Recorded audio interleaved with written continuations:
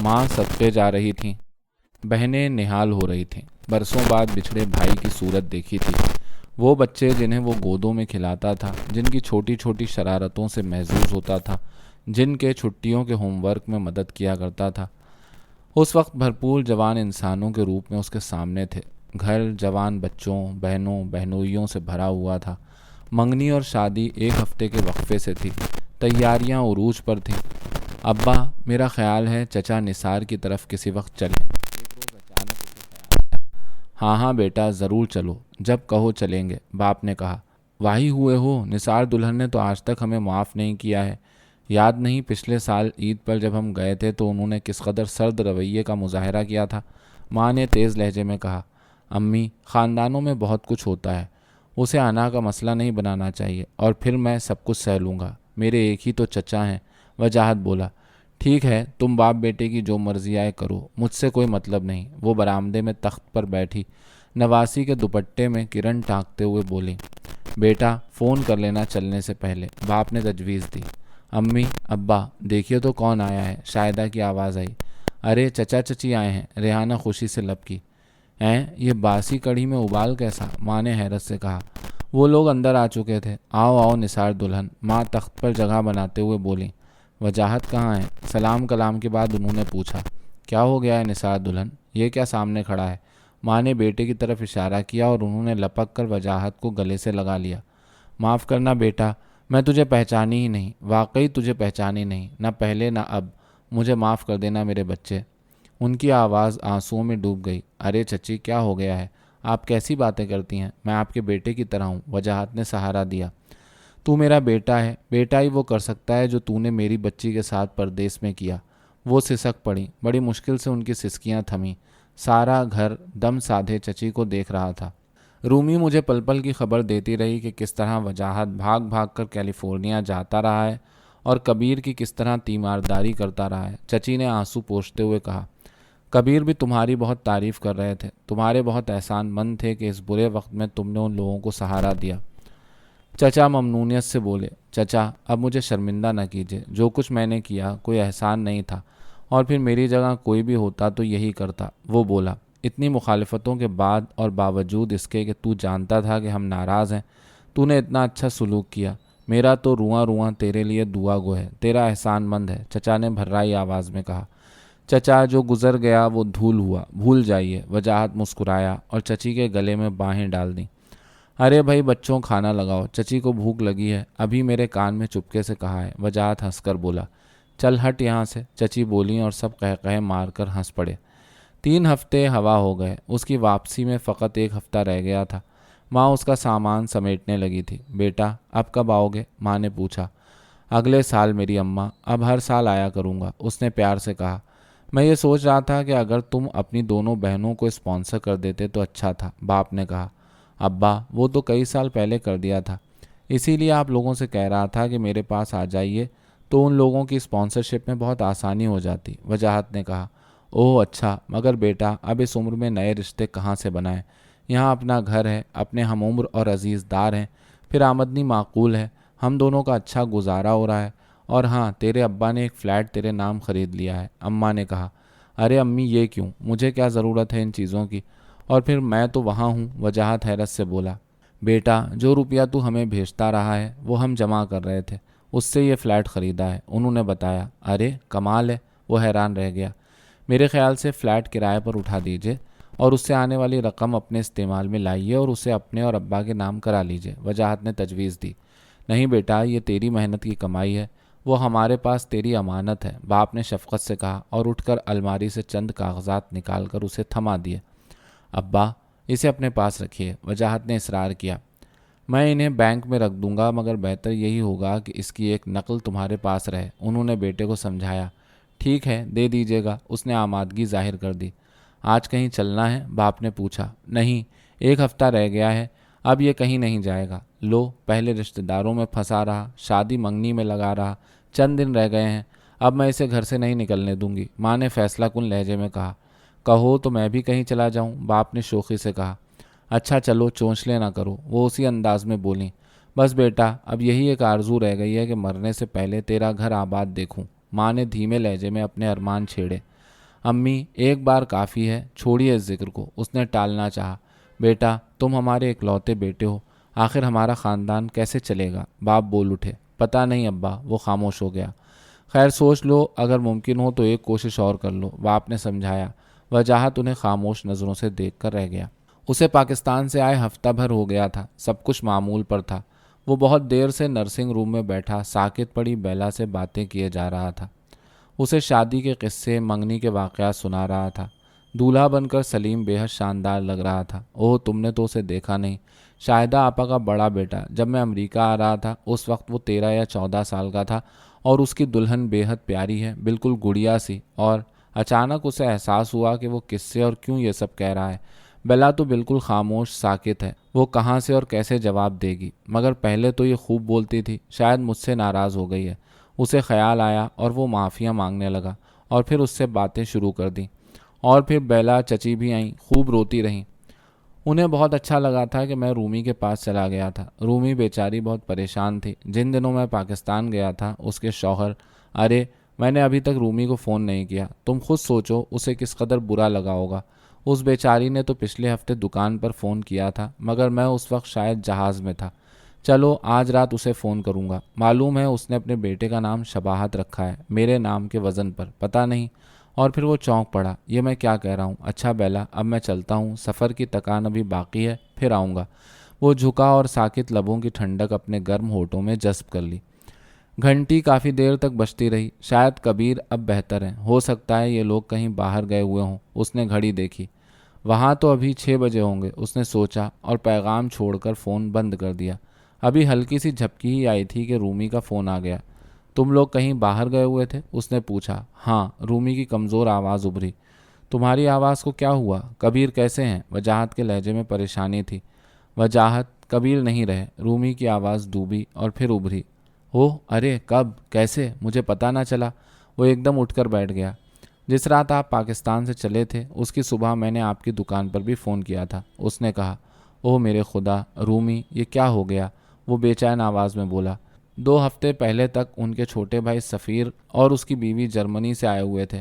پچھلے مہینے رات بھر دونوں بھائی بیٹھے باتیں کرتے رہے۔ اگلے دن صبح کچھ طبیعت خراب ہوئی، مگر شام تک سنبھل گئے۔ بھائی کو اپنے کمرے میں بلا لیا، خاصی دیر تک اس کی سنتے رہے، اپنی کہتے رہے، اور پھر سو گئے۔ وجاہت، کبھی نہ اٹھنے کے لیے۔ رومی سسکی۔ میں آتا ہوں، وہ بولا۔ نہیں، ابھی آپ سفر سے آئے ہیں، ابھی تو سفیر وغیرہ ہیں، آپ آرام سے آئیے گا، رومی نے کہا۔ وہ کافی دیر تک رومی کو تسلیاں دیتا رہا اور آنے کا وعدہ کر کے فون بند کر دیا۔ یا اللہ، یہ کیا ہو گیا؟ وہ بے چین ہو گیا۔ ساری رات آنکھوں میں کٹ گئی۔ رہ رہ کر رومی کا اداس ستا ہوا چہرہ اس کی نظر میں گھوم جاتا۔ اس کی کمزور سسکتی آواز وجاہت کے ذہن اور دل پر ہتھوڑے برسا رہی تھی۔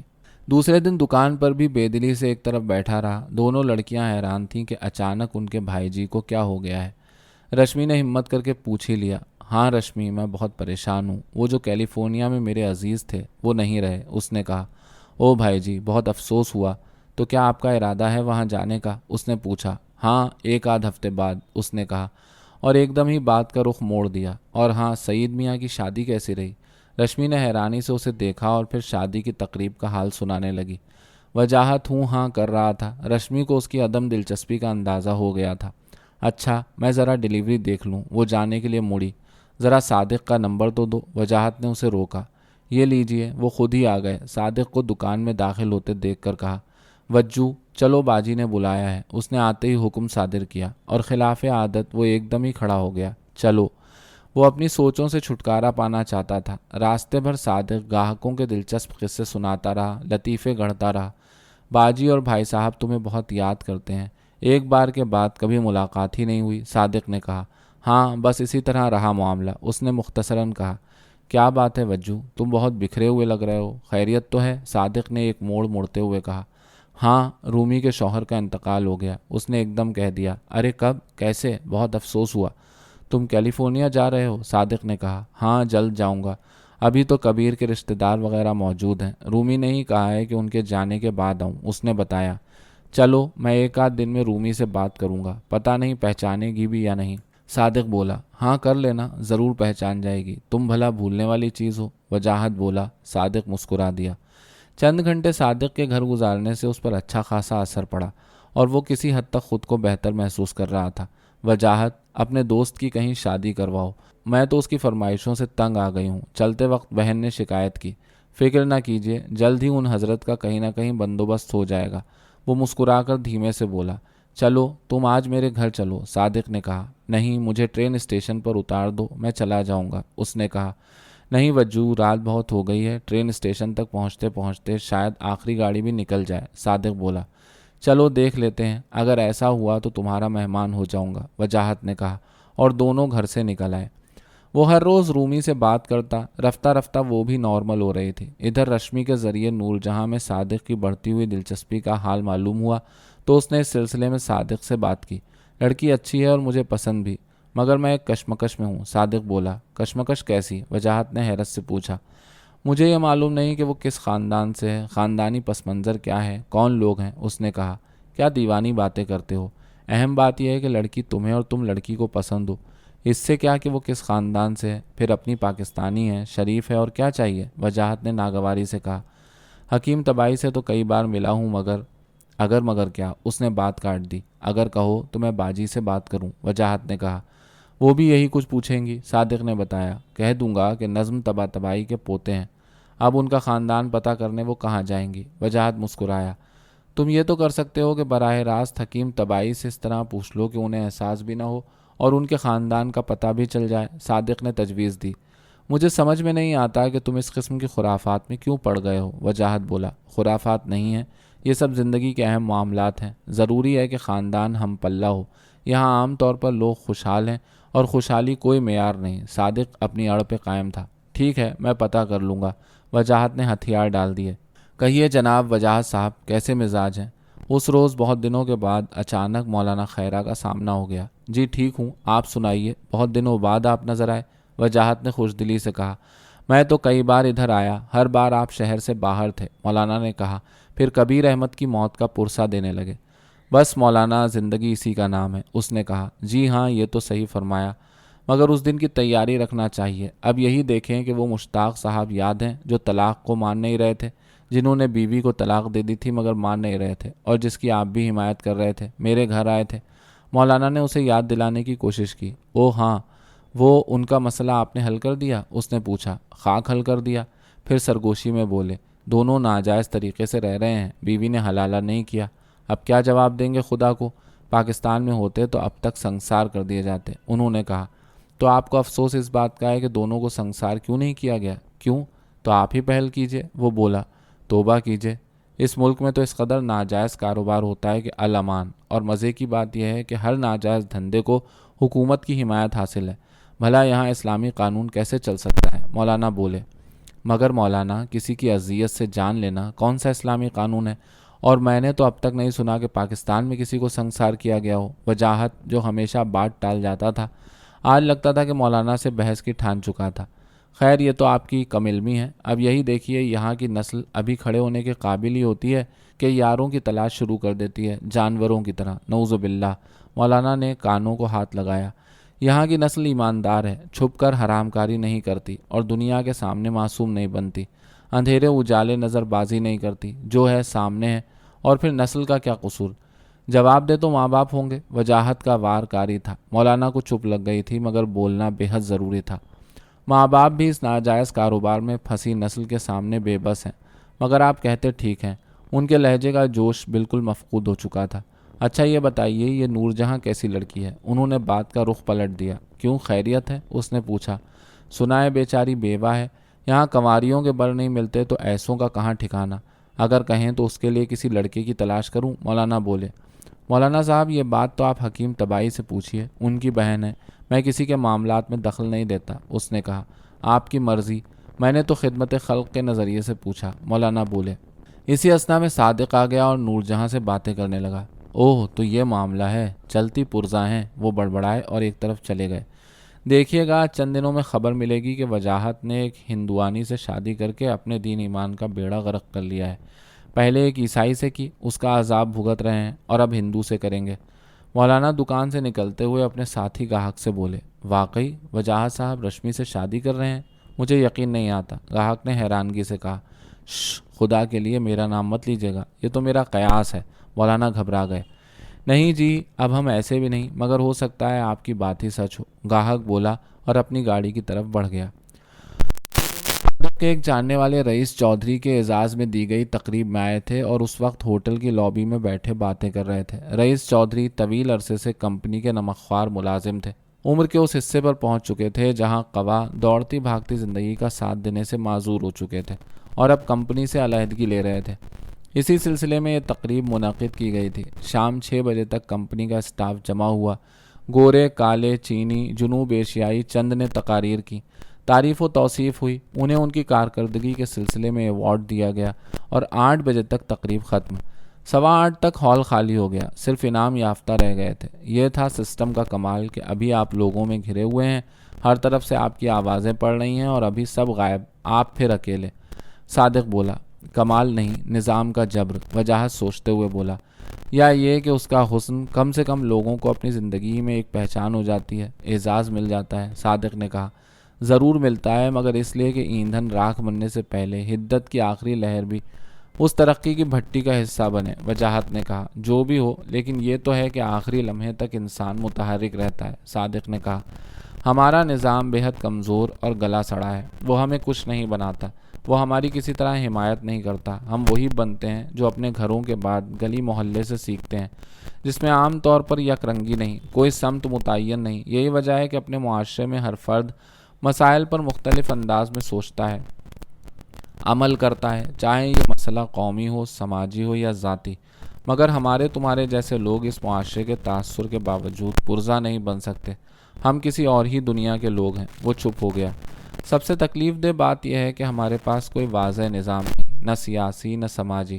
اگر نظام ہوتا تو آج ہماری مائیں بہنیں سکھ کی نیند سو رہی ہوتی۔ صادق کے لہجے میں دکھ تھا۔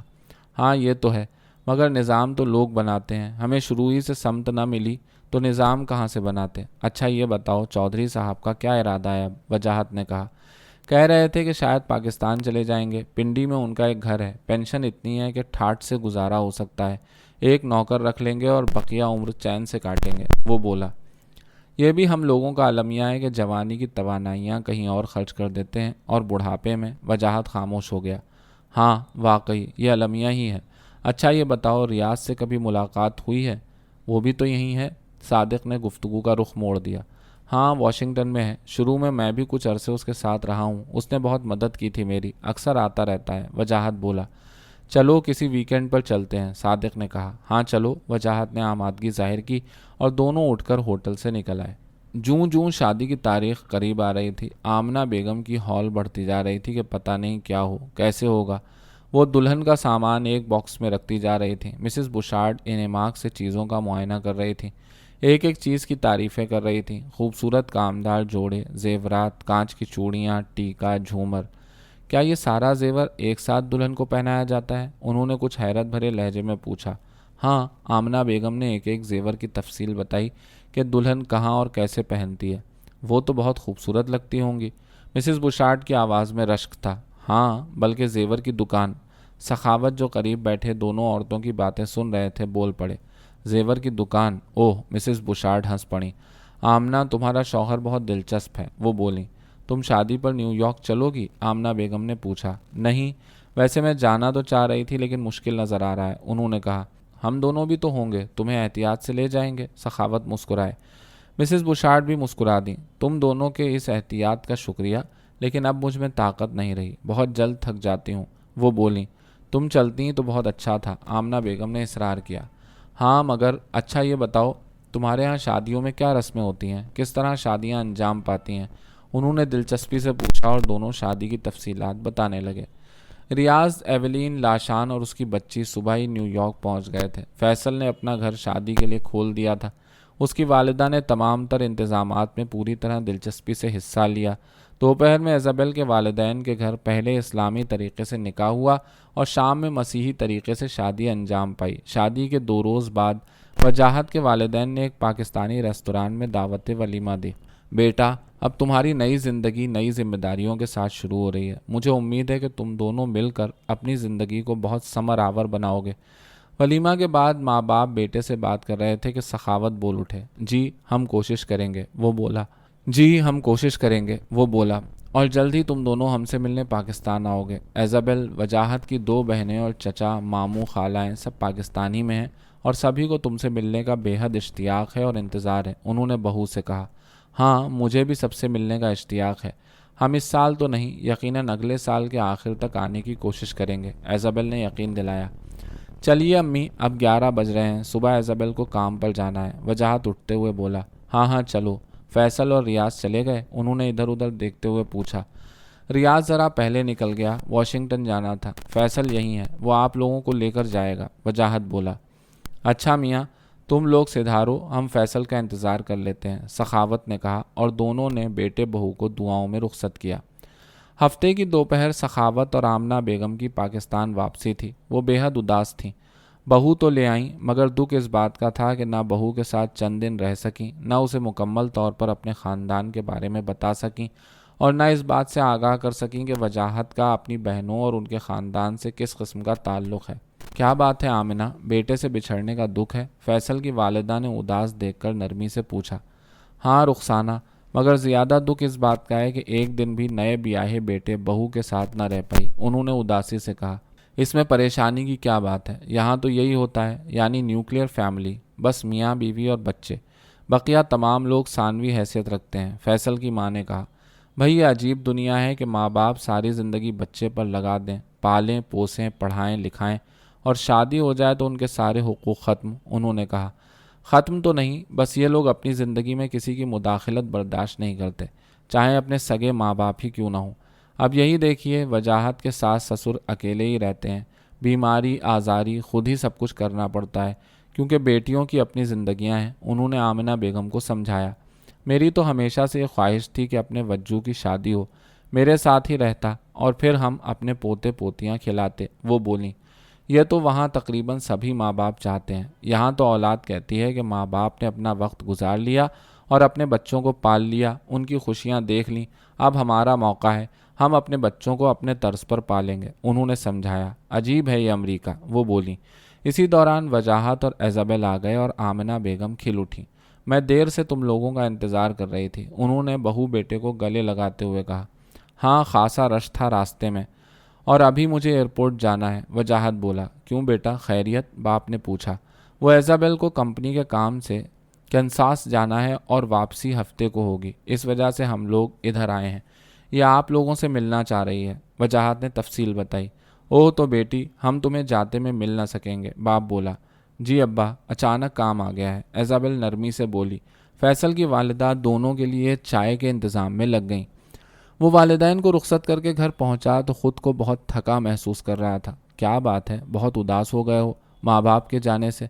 इज़ाबेल उसके करीब बैठते हुए बोली। वो अभी थोड़ी देर कबल कैंसास से वापस आई थी। हाँ बेला, अम्मा बहुत रो रही थी, इसलिए ज़्यादा परेशान हूँ, उसने कहा। रो रही थी? क्यों? उनकी तबीयत तो ठीक है, कोई तकलीफ़ तो नहीं थी? उसके लहजे में कुछ हैरत और परेशानी थी। वजाहत मुस्कुरा उठा। तुम नहीं समझोगी, ये हमारे यहाँ के नाते हैं, वालिदैन और औलाद का रिश्ता है, वो बोला। ऐसा लगता है तुम लोग एक दूसरे पर बहुत ज़्यादा इन्हिसार करते हो, उसने कहा। यह इन्हिसारी नहीं है, हमारे मुआशरे बल्कि तकरीबन पूरे मशरक़ में वालिदैन का किरदार बहुत अहम और कलीदी होता है। वो अपनी पूरी ज़िंदगी औलाद पर लगा देते हैं और बुढ़ापे में औलाद उनकी देखभाल करती है, वो बोला। कमाल है, बचपन वालिदैन की क़ैद में गुजरे, जवानी वालिदैन की देखभाल में, क्या तुम्हारी हुकूमतें बूढ़े अफराद का कोई ख्याल नहीं करती? इज़ाबेल ने पूछा। हमारे यहाँ बूढ़ों की दुनिया जवानों के दरमियान होती है, कोई तन्हा कोना नहीं, वो बोला। हाँ, अपने अपने मुआशरों के रिवाज हैं, चलो उदास ना हो, अब तो मैं तुम्हारे पास हूँ, हम दोनों मिलकर ऐसा घर बनाएंगे जहाँ कोई ना हो हमारे सिवा, जिस पर हम खुद ही रश्क करेंगे। वो वजाहत के बालों को अपनी उंगलियों से बिखेरते हुए बोली। चलो कहीं बाहर चलते हैं, वो इज़ाबेल को उठाते हुए बोला और दोनों घर से निकल गए। वजाहत को कम्युनिटी कॉलेज में दाखिला लिए हुए 2 माह हो गए थे। उसे यहाँ के तरीक़े तदरीस में खासा मज़ा आ रहा था। वो दोपहर तक कॉलेज में होता और उसके बाद एक गैस स्टेशन पर काम करता। यूँ ज़िंदगी की गाड़ी चल पड़ी थी। मुझे 2 हफ्ते के लिए कैलिफोर्निया जाना है, चलते हो? एक शाम खाने के बाद दोनों बैठे अपने अपने काम कर रहे थे कि अचानक इज़ाबेल। 2 हफ्ते? नहीं भाई, इतना लंबा अरसा मैं बाहर नहीं रह सकता, बहुत हरज होगा, वो लिखते लिखते बग़ैर सर उठाए बोला।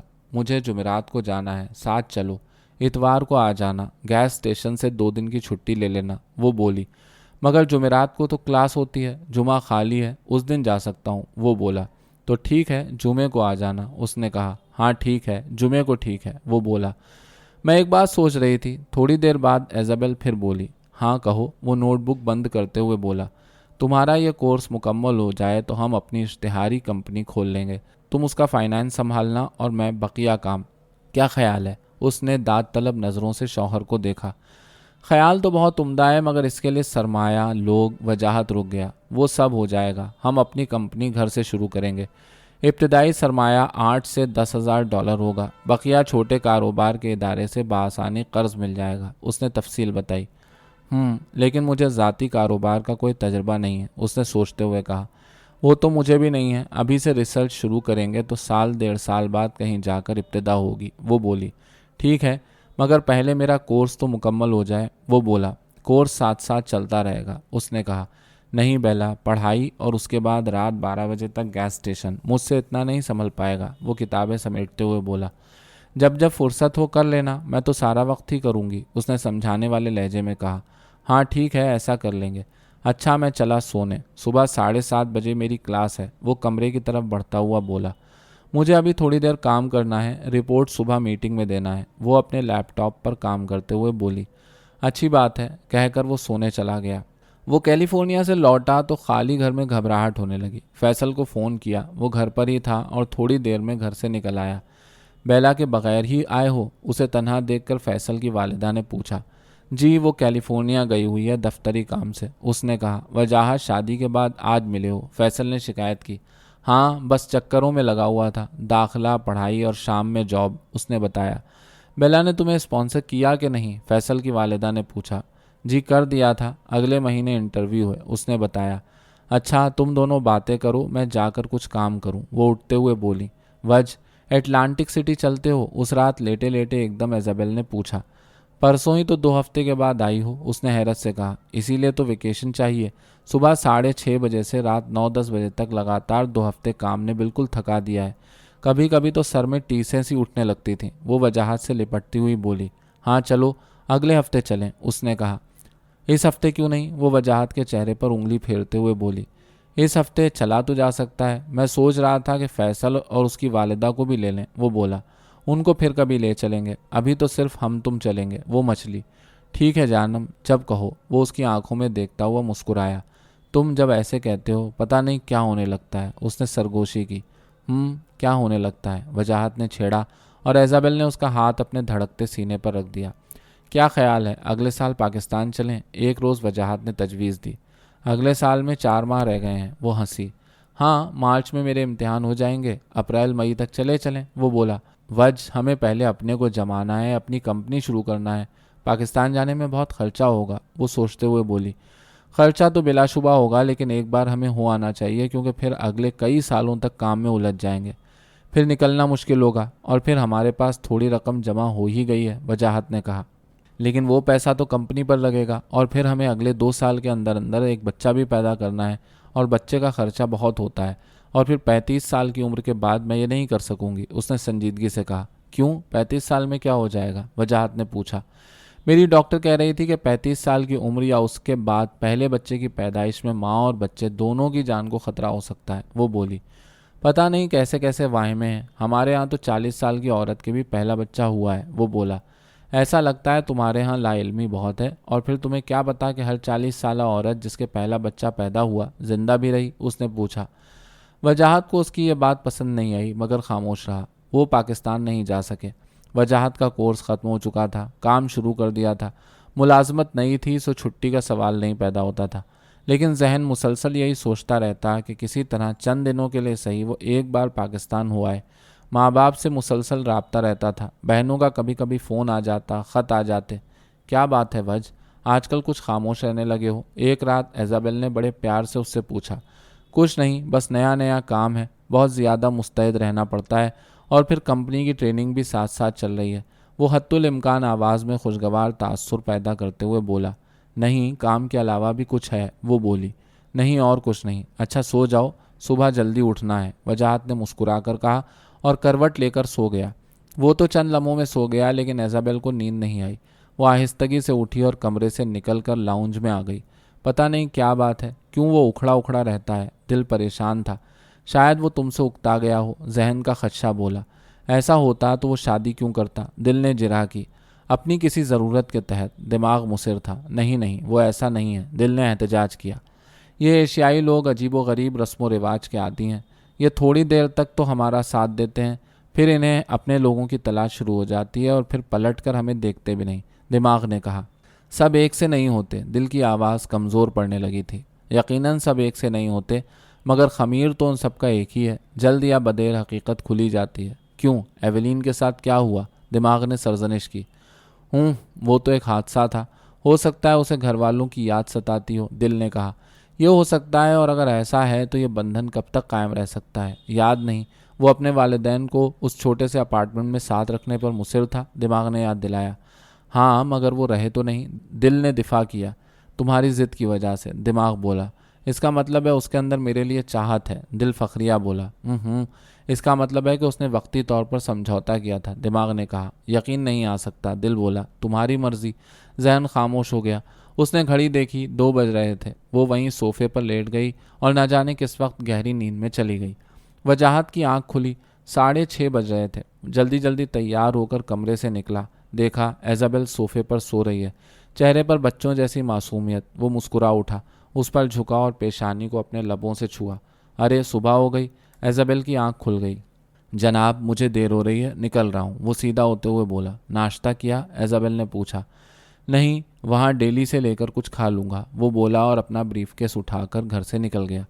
اچانک ایزابیل کی نظر کیلنڈر پر پڑی۔ ارے اگلے ہفتے ہماری شادی کو پورا سال ہو جائے گا۔ وہ اچھل پڑی، جلدی سے اٹھی، تیار ہوئی اور شادی کی پہلی سالگرہ کا پروگرام بناتے بناتے دفتر کے لیے نکل گئی۔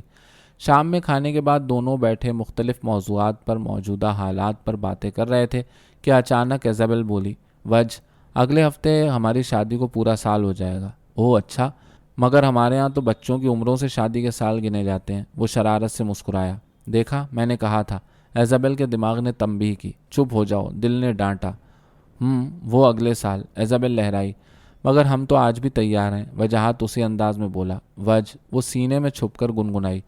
دفتر سے نکل کر وہ ایک جوہری کی دکان میں گھس گیا اور ایزابیل کے لیے ایک نازک سا لاکٹ خرید لیا۔ آج ان کی شادی کی پہلی سالگرہ تھی۔ بیلا، گھر میں داخل ہوتے ہی اس نے پکارا۔ شاید ابھی دفتر سے نہیں آئی، اس نے سوچا اور اپنی خوابگاہ کی طرف بڑھ گیا۔ بھیڑا ہوا دروازہ کھولا، حیران رہ گیا۔ پورا کمرہ دلہن کی طرح سجا ہوا تھا اور اس کی دلہن سجی سجائی ایک طرف کھڑی مسکرا رہی تھی۔ ارے یہ سب کیا ہے؟ وہ حیرت اور خوشی سے چلایا اور اسے اپنے بازوؤں میں بھر لیا۔ نہ جانے کتنی دیر دونوں ایک دوسرے میں گم رہے۔ چلو منہ ہاتھ دھو لو، میں کھانا لگاتی ہوں، وہ آہستگی سے الگ ہوتے ہوئے بولی۔ میں اس کمرے سے باہر نہیں جاؤں گا، وہ مچلا۔ ہش، پہلے کھانا۔ ایزابیل باہر نکل گئی۔ وہ کپڑے بدل کر تازہ دم ہو کر آیا تو پورا گھر مومی شمعوں سے جگ جگ کر رہا تھا۔ واہ بیلا، کتنا حسن، کتنا سلیقہ ہے تم میں، وہ خوشی سے جھوم کر بولا۔ میں سوچ رہی تھی کہ اس سال کے آخر تک کیوں نہ چند ہفتوں کے لیے پاکستان چلیں۔ اچانک کھانا کھاتے ہوئے وہ بولی۔ وجاہت کے ہاتھ رک گئے۔ اس نے بے یقینی سے بیوی کو دیکھا۔ مگر شاید ہی مجھے چھٹی ملے، چند مہینے تو ہوئے ہیں اس ملازمت کو، وہ بولا۔ اور جب تک جانے کا وقت آئے گا کچھ نہ کچھ ہو جائے گا، اور پھر تمہیں اس وقت تک کام کرتے ہوئے کچھ عرصہ ہو چکا ہوگا، اس نے کہا۔ وہ ڈش واشر میں برتن لگا رہی تھی کہ وجاہت نے پکارا۔ کیا ہے ادھر آؤ جلدی سے، وہ کمرے سے پکارا۔ میں یہ چلا کر آؤں گی، وہ بولی۔ نہیں، بس 1 منٹ کو آ جاؤ، وجاہت نے التجا کی۔ اوہ اچھا، کیا بات ہے؟ وہ اس کے قریب آ کر بولی۔ یہ ہماری شادی کی پہلی سالگرہ پر میری خوبصورت بیوی کے لیے۔ مخملی ڈبے میں ایک نازک سا جگمگاتا ہوا ہار مسکرا رہا تھا۔ ارے یہ کس قدر حسین ہے، پہنا دو، وہ اس کے سامنے جھکی۔ بے حد حسین، تمہاری خوبصورت گردن پر یہ ہار کس قدر سج رہا ہے۔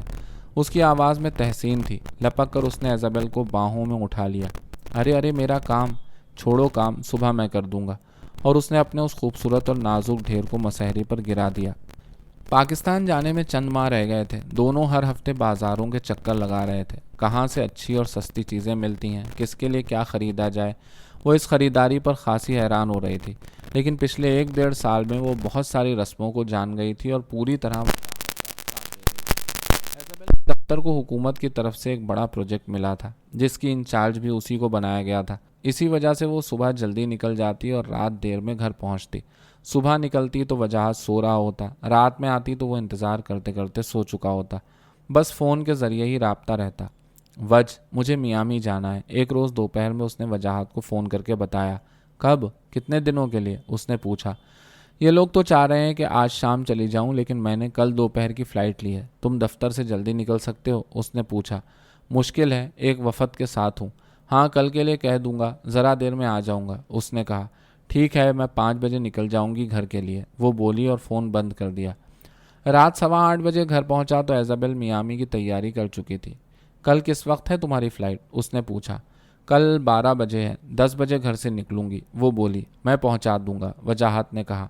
نہیں، پھر تمہیں لینے بھی آنا پڑے گا، میں گاڑی لے جاؤں گی، ایئرپورٹ پر پارک کر دوں گی، تم فکر نہ کرو، اس نے تسلی دی۔ ٹھیک ہے، واپسی کب ہوگی؟ اس نے پوچھا۔ شاید 3 دن لگیں یا کچھ زیادہ، ابھی کہہ نہیں سکتی۔ ہاں تمہاری بہن کا پیغام ہے فون پر، وہ بولی اور باورچی خانے کی طرف بڑھ گئی۔ وہ بہن کا پیغام سن کر مسکرا اٹھا۔ کیا ہوا؟ ایزابل نے پوچھا۔ کچھ نہیں، سب کو بہت خوشی ہے، خاص طور پر تمہارے وہاں جانے کی، وہ بولا۔ مجھے بھی سب سے ملنے کی خوشی ہے۔ ہاں آج راستے میں ایک جگہ سیل نظر آئی تھی، میں نے کچھ چیزیں بچوں کے لیے خرید لی ہیں، دیکھ لینا، وہ میز پر کھانا لگاتے ہوئے بولی۔ شکریہ میری بیلا، وہ مسکرا دیا۔ اسے 3 کی جگہ 7 دن میامی میں لگ گئے۔ رات 12 بجے گھر پہنچی، تھکن سے نڈھال۔ وجاہت اس کے انتظار میں جاگ رہا تھا۔ شکر ہے کل چھٹی ہے، میں تو اتنی زیادہ تھک گئی تھی کہ گاڑی چلانا مشکل ہو رہا تھا، وہ وجاہت کی باہوں میں گرتی ہوئی بولی۔ تھوڑی دیر بعد اٹھی، شب خوابی کے کپڑے پہنے، سرہانے میز پر رکھے گلاس سے پانی پیا، انگوٹھی زیور کی ڈبیا میں رکھی، گھڑی اتار کر ایک طرف رکھی اور نیند میں ڈوبتی چلی گئی۔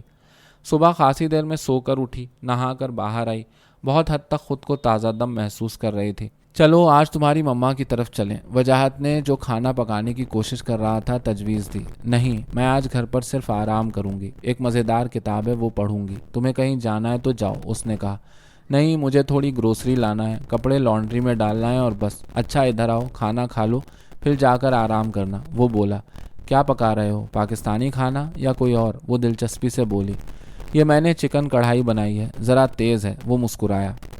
یہ ڈش تو مجھے بہت پسند ہے، وہ پلیٹ میں کھانا نکال کر لے آئی۔ کتاب پڑھتے پڑھتے نہ جانے کب اسے نیند آ گئی، اس نے کتاب سرہانے میز پر رکھی اور تکیے میں منہ چھپا کر سو گئی۔ وجاہت نے سارے کام نمٹا کر کمرے میں جھانکا، ایزابل بے خبر سو رہی تھی۔ بیلا، 7:30 بج رہے ہیں، اٹھ جاؤ، اس نے دھیمے سے پکارا، مگر وہ بہت گہری نیند میں تھی۔ بیلا میری جان، اٹھ جاؤ، وجاہت نے اس کے چہرے پر پیار سے ہاتھ پھیرتے ہوئے کہا۔ ایزابل نے آنکھیں کھول دیں، نیند سے بوجھل سرخ آنکھیں۔ ارے تم ٹھیک تو ہو؟ وہ گھبرا گیا۔ ہاں ٹھیک ہوں، وہ مسکرائی۔ نیند بہت آ رہی ہے، اس نے بمشکل آنکھیں کھول دیں اور اٹھنے کی کوشش کرنے لگی۔ 1 آدھ گھنٹہ سو جاؤ، میں بعد میں جگا دوں گا، وجاہت نے اس کی حالت دیکھ کر کہا۔ نہیں، منہ دھو لوں گی، وہ بستر پر بیٹھ گئی، اپنے پاؤں زمین پر ٹکانے کی کوشش کی، مگر ایسا لگا جیسے وزنی ہو گئی ہے۔ وہ لڑکھڑائی، وجاہت لپکا، میز کو ٹھوکر لگی، گلاس الٹ گیا اور ایزابل وجاہت کی باہوں میں بے دم سی ہو گئی۔ بیلا، بیلا، وہ ہذیانی انداز میں چلایا، مگر وہ بے ہوش ہو چکی تھی۔ اس نے ایمرجنسی کا نمبر گھمایا، چند لمحوں میں ایمبولینس پہنچ چکی تھی۔ پیرامیڈیکل سٹاف ایزابل کا چیک اپ کرنے لگے، اسے آکسیجن لگائی۔ مسٹر علی، دماغ سے متعلق کچھ معاملہ ہے، آپ ساتھ چلیے، ایک نے کہا اور بیلا کو اسٹریچر پر ڈال کر نکل گئے۔ صبح ہونے والی تھی، وجاہت اسپتال کی انتظار گاہ میں پریشان بیٹھا تھا۔ ڈاکٹر کی آواز پر وہ اٹھ کھڑا ہوا۔ آپ کی بیگم کے دماغ کی 2 رگوں میں خون کا بہاؤ رک گیا ہے، ہم کہہ نہیں سکتے کہ انہیں ہوش میں آنے میں کتنا عرصہ درکار ہوگا۔ سرجری سے کیا وہ ٹھیک ہو سکتی ہے؟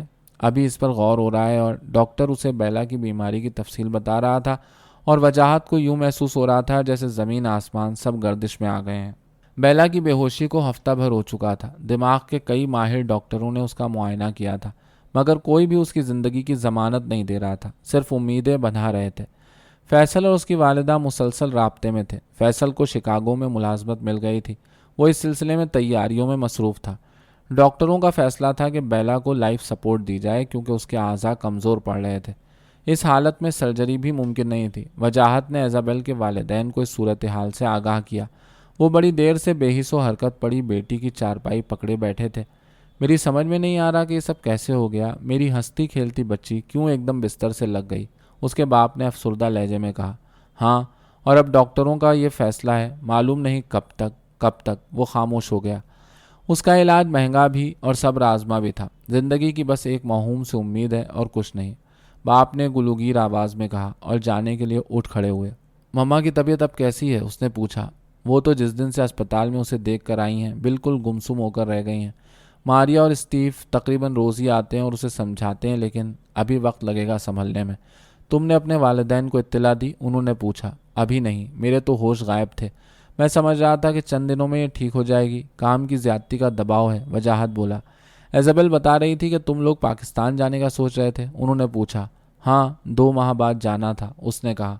اچھا وجاہت، میں چلتا ہوں، خدا تمہاری مدد کرے، وہ اس کے قریب آ کر بولے۔ مما کو تسلی دے دیجیے گا، میں رات میں گھر پہنچ کر ان سے بات کروں گا، وجاہت نے کہا۔ وہ شام ڈھلے گھر پہنچا۔ فیصل کی والدہ قرآن شریف پڑھ رہی تھی۔ فیصل قریب ہی بیٹھا تھا۔ وجاہت، کیا حال ہے بیلا بھابھی کا؟ اس نے پوچھا۔ بس فیصل، وہی خاموشی۔ اس نے مدھم لہجے میں کہا، بیٹا اللہ پر بھروسہ رکھو، صبر سے اس سے مدد مانگو۔ فیصل کی والدہ قرآن شریف بند کرتے ہوئے بولیں، اس کی بیماری سے تو شاید سمجھوتا ہو جائے، لیکن اس سمجھوتے کے لیے خود کو تیار کرنا۔ وہ خاموش ہو گیا۔ بیٹا ہمت کرو، ضرور انشاءاللہ مدد غیب سے آئے گی، فیصل کی ماں نے تسلی دی۔ جی کوشش کر رہا ہوں۔ یہ سوچ کر دماغ مزید پریشان ہو جاتا ہے کہ معلوم نہیں کب تک میری بیلا، اور وہ سسک پڑا۔ خاصی دیر تک فیصل اور اس کی والدہ اسے دلاسے دیتے رہے۔ اگر بیماری نے طول کھینچا تو اسے نرسنگ ہوم میں منتقل کرنا پڑے گا، خدا جانے کہاں سے یہ سب پورا ہوگا۔ تھوڑی دیر بعد وجاہت بولا، میرے ذہن میں خیال آیا ہے، اگر سنو تو کہوں۔ فیصل نے کہا۔ ہاں بولو۔ چند دن پہلے ایک پاکستانی گروسری سٹور گیا تھا۔ اس کے مالک نے بتایا کہ وہ بہت پریشان تھا، نوکری جاتی رہی تھی، بچے چھوٹے تھے، چنانچہ انہوں نے قرض ادھار کر کے یہ دکان کھول لی، اور 3 سال کے اندر قرضے بھی ادا ہو گئے اور کہیں گھر بھی خرید لیا۔ میں جانتا ہوں اس وقت کوئی ایسا فیصلہ کرنا تمہارے لیے بہت مشکل ہے، مگر اس پر سوچنا ضرور، فیصل نے کہا۔ ہاں سوچوں گا۔ آپ کئی دنوں سے میری وجہ سے پریشان ہیں، گھر کو چھوڑا ہوا ہے، میری فکر نہ کیجیے، میں اب بالکل ٹھیک ہوں، اس نے فیصل کی والدہ سے کہا۔ بیٹا، پردیس کی یہی دوستیاں رشتوں میں بدلتی ہیں، کیا ہم صرف ایک دوسرے کے اچھے وقتوں ہی کے لیے ہیں؟ انہوں نے کہا۔ آپ کی بات درست ہے، لیکن فیصل کو بھی شکاگو جانا ہے، اور مجھے معلوم ہے کہ آپ کو کس قدر زحمت کا سامنا ہے، اس نے کہا۔ نہیں بیٹا، کوئی زحمت نہیں، ہاں اگر تم نہیں چاہتے تو میں آج ہی چلی جاؤں گی، فیصل کی والدہ نے کہا۔ نہیں ایسا نہیں ہے، آپ کی وجہ سے تو مجھے بہت بڑا سہارا ہے، وہ بولا۔ بیٹا تم جا کر تھوڑی دیر آرام کرو، رات بھر کے جاگے ہوئے ہو، انہوں نے ہدایت دی۔ جی میں بھی یہی سوچ رہا تھا، اچھا میں چلتا ہوں سونے، یہ کہہ کر وہ کمرے میں چلا گیا۔ امی مجھے اگلے ہفتے جانا ہے، آپ نے کیا سوچا ہے؟ وجاہت کے جانے کے بعد فیصل نے ماں سے کہا۔ بیٹا یہاں اس کا کوئی نہیں ہے، تم اللہ کا نام لے کر جاؤ، میں 2-3 ہفتے تک آ جاؤں گی، انہوں نے بیٹے کو تسلی دی۔ ٹھیک ہے میں چلتا ہوں، سامان تو شکاگو بھجوا دیا ہے، ہم مزید 2 ہفتے تک گھر رہ سکتے ہیں، فیصل نے بتایا اور گھر سے نکل آیا۔ اگلے دن ریاض بھی پہنچ گیا تھا۔ بیلا کی حالت میں کوئی فرق نہیں تھا، بس مشینوں پر سانس چل رہی تھی۔ ریاض 2 دن رہنے کے بعد واشنگٹن جا رہا تھا۔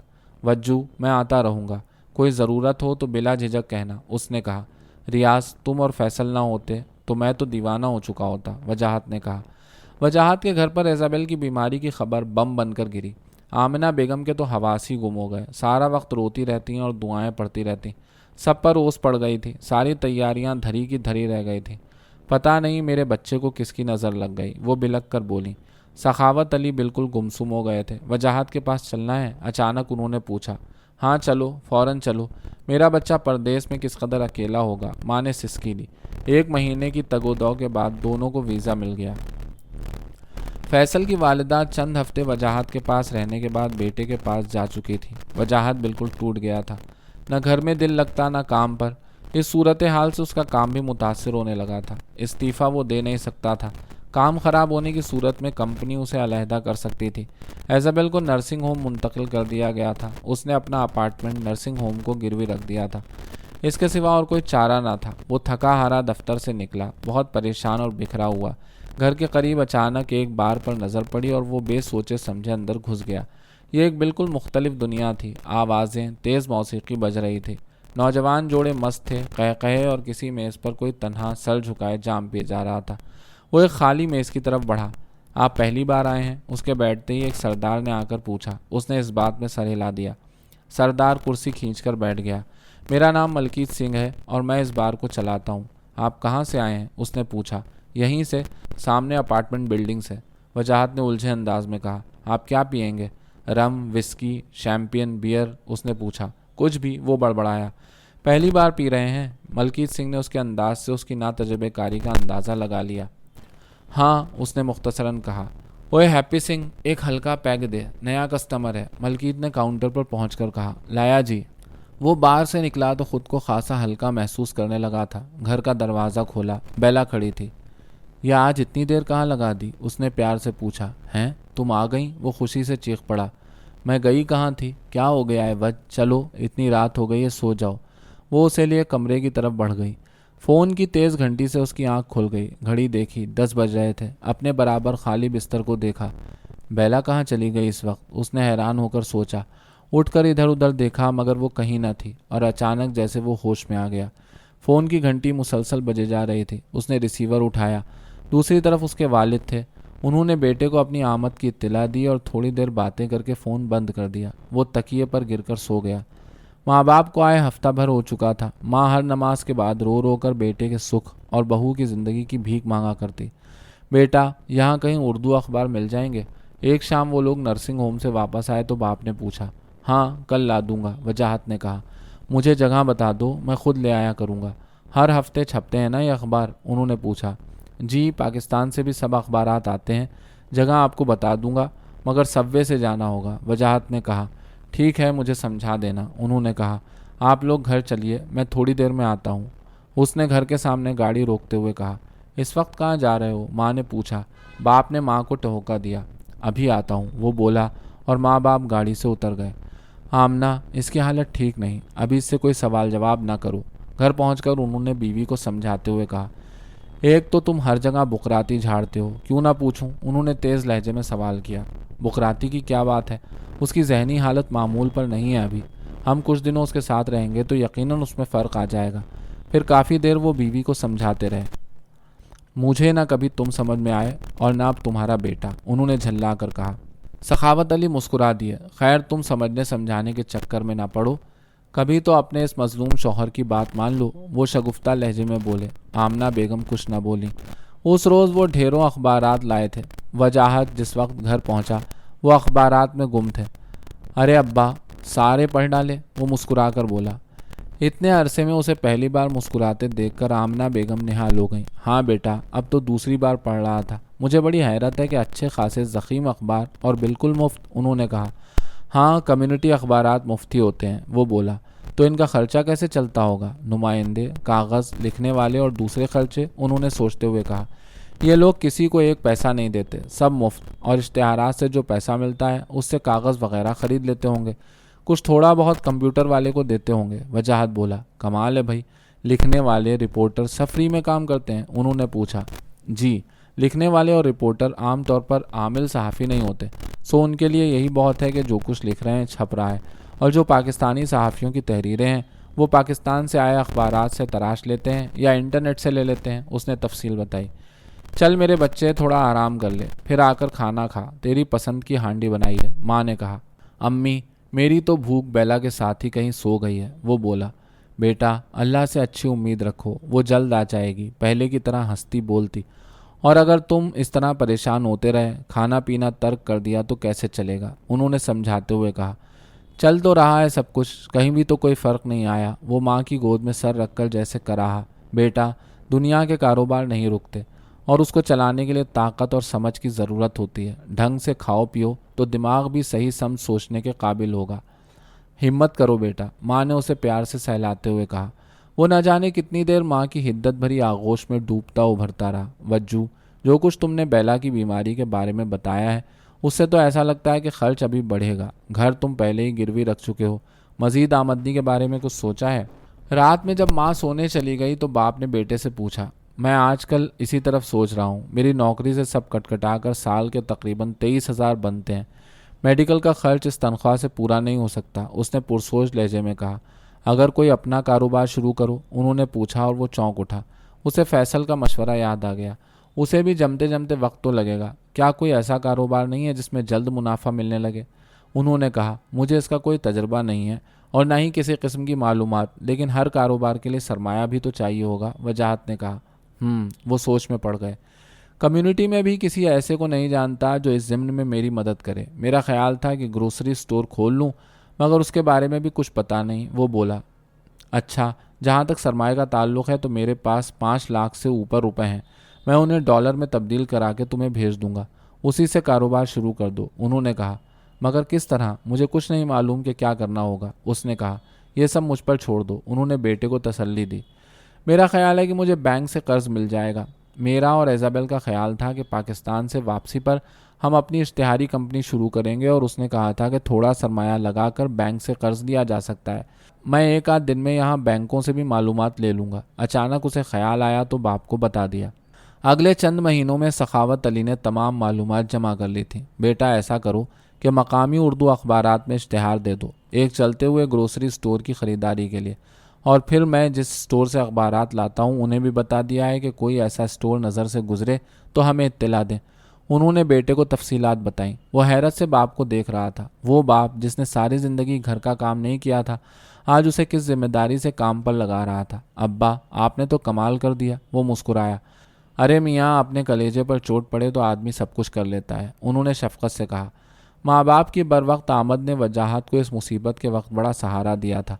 وہ ہر ہفتے اتوار پابندی سے نرسنگ ہوم جاتا، گھنٹوں ایزابل کے ساکت وجود سے باتیں کرتا، واپسی میں تھوڑی دیر بار میں بیٹھتا اور گھر آ کر تھوڑی دیر ماں باپ کے ساتھ گزار کر سونے چلا جاتا۔ وجو، ایک اچھی خبر ہے۔ ایک روز شام میں کھانے کے دوران سخاوت علی بولے۔ جی کہیے۔ وہ بولا، برانکس میں ایک چلتا ہوا گروسری سٹور بکنے کو ہے، اس کا مالک پاکستان منتقل ہو رہا ہے۔ موقع اچھا ہے، کیا خیال ہے چل کر دیکھ لیا جائے؟ انہوں نے پوچھا۔ ٹھیک ہے، جب کہیے میں چلوں گا، اس نے آمادگی سے کہا۔ میرے پاس گروسری سٹور کے مالک کا فون نمبر ہے، کل میں ان سے بات کر لیتا ہوں، پھر ہفتے یا اتوار کو صبح چلتے ہیں۔ وہ بولے، اے لو، تو کیا اب میرا بچہ دکانداری کرے گا؟ ماں کو یہ بات بالکل پسند نہیں آئی تھی۔ کیوں امی، اس میں حرج کیا ہے؟ وجاہت نے پوچھا۔ لوگ کیا کہیں گے کہ اتنا پڑھا لکھا انسان دکانداری کر رہا ہے؟ انہوں نے منہ بنا کر کہا۔ تو ایسا کرو آمنہ بیگم، جو لوگ اعتراض کریں ان سے کہنا کہ بیلا کی بیماری کا خرچ اٹھا لیں۔ سخاوت علی تلخ لہجے میں بولے، دیکھو آمنہ بیگم، اس وقت ہمارے وجو کو نہ صرف ہمارے سہارے کی بلکہ پیسے کی شدید ضرورت ہے۔ ایزابل کی بیماری میں وہ گھر گروی رکھ چکا ہے، جو پیسہ ان دونوں نے بچایا تھا سب بیماری میں لگ چکا ہے۔ وجو کی تنخواہ سے خرچے پورے نہیں ہوں گے، اس وجہ سے اس کاروبار کا سوچا ہے۔ یہ نسبتاً آسان بھی ہے اور فوری منافع بھی ملے گا۔ سخاوت علی نے بیوی کو بتایا۔ اچھا خاصا پاکستان میں رہتا، جب سے آیا ہے ایک پل اسے چین نہیں، اور اب یہ افتاد۔ میں تو کہتی ہوں آمنہ، جو ہو گیا اسے پہلے سنبھالنا ہے۔ یہ اگر مگر کا معاملہ ختم کرو اور سوچو کہ اس مصیبت میں ہم کیا کریں جو ہمارے بیٹے کا دکھ کم ہو۔ انہوں نے کہا، مگر سخاوت، یہ بھی تو سوچو کہ کتنی عجیب بات ہوگی کہ ہمارا ایک لوتا قابل بچہ دکان پر کھڑا سامان بیچ رہا ہے، خاندان والے کیا کہیں گے؟ تم کیا بیکار کی رٹ لگائے ہوئے ہو؟ ختم کرو اس گھٹیا سوچ کو اور انسانوں کی طرح سوچو۔ وہ جھنجھلا کر بولے، ٹھیک ہے، ساری زندگی میں نے جھونک دی تمہاری حرکتوں میں، اور اب بیٹے کو بھی اپنی نت نئی تجویزوں میں جھونک دو۔ وہ تڑخ کے بولیں، یہ کون سا وقت ہے اس قسم کی باتوں کا؟ تم کبھی نہیں سمجھو گی۔ وہ بولے اور اٹھ کر سونے چلے گئے۔ وہ رومی کے پاس جانا چاہ رہا تھا۔ ہفتے گزر گئے تھے، رومی کا فون نہیں آیا تھا۔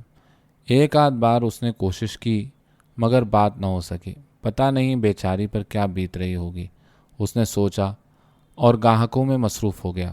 ارے آپ کب آئے پاکستان سے؟ انیلا راجہ کی آواز پر وہ چونک پڑا۔ کافی دن ہو گئے، اس نے کہا۔ مجھے اطلاع تک نہیں۔ کئی بار آپ کی دکان پر آئی، آپ کو نہ پا کر سوچا شاید ابھی واپس نہیں آئے۔ انیلا راجہ بولی۔ پھر وہ خاصی دیر تک پاکستان کا حال احوال پوچھتی رہی۔ کسی وقت فارغ ہوں تو میری طرف آ جائیے، آپ سے کچھ باتیں کرنا ہے۔ انیلا راجہ تھوڑی دیر بعد بولی، ضرور، مگر کس سلسلے میں؟ وہ تھوڑا حیران تھا۔ ہے کوئی سلسلہ، آپ آئیے تو پتہ چلے گا۔ وہ شوخی سے ہنسی اور دکان سے سامان لینے لگی۔ بھائی جی، وہ ان کا فون تھا، میرا مطلب ہے صادق، آپ انہیں فون کر لیجئے گا۔ گاہکوں کا زور ٹوٹا تو نور جہاں نے کچھ گھبراتے شرماتے بمشکل وجاہت سے کہا۔ وہ زور سے ہنس پڑا۔ ہماری لڑکیاں چاہیں امریکہ آ جائیں، سینکڑوں لوگوں میں کام کریں، مگر ان کے ذکر پر چھوئی موئی بن جاتی ہیں، اس نے نور جہاں کی طرف دیکھتے ہوئے کہا۔ 2 دن بعد وجاہت، صادق اور اس کے گھر والے نور جہاں کے رشتے کے سلسلے میں حکیم طبائی کے گھر بیٹھے تھے۔ تمام معاملات طے ہو چکے تھے۔ फैसला ये हुआ कि शादी सादगी से होगी, धूम धड़क्का नहीं होगा। मगर गाने तो होंगे, तबाई के बेटे ने एकदम कहा और सब हंस पड़े। हाँ हाँ, क्यों नहीं बेटा, ज़रूर होंगे, सादिक की बहन ने कहा। वजाहत भाई, आपने इतना बड़ा एहसान हमारे ख़ानदान पर किया है जिसे मैं अदा नहीं कर सकता।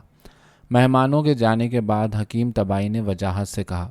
खुदा का शुक्र अदा कीजिए कि आपकी बहन अपने घर जा रही है। वजाहत मुस्कुराया। अल्लाह पाक आपकी बेगम को शिफा दे। आप जिस तरह दूसरों के काम आते हैं, अल्लाह उसका अजर दे। उनकी बीवी ने दिल से वजाहत को दुआ दी। नूरजहां कहाँ है? उसने इधर उधर देखते हुए पूछा। नूरी, ज़रा इधर आना, वजाहत साहब बुला रहे हैं, उनकी बीवी ने पुकारा। आई भाभी जान। अंदर कहीं से नूरजहां की आवाज़ आई। क्यों भाई नूरजहां, खुश तो हो? थोड़ी देर बाद जब वो आई तो वजाहत ने पूछा। जी भाई जी, नूरजहां बमुश्किल कह सकी और आंसू उसकी आंखों से रवां हो गए।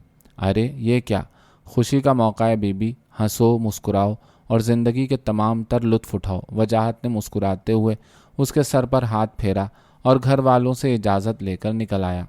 न जाने खुदा की क्या मसलहत है, इस कदर नेक और अच्छे इंसान पर मुसलसल आजमाइश है।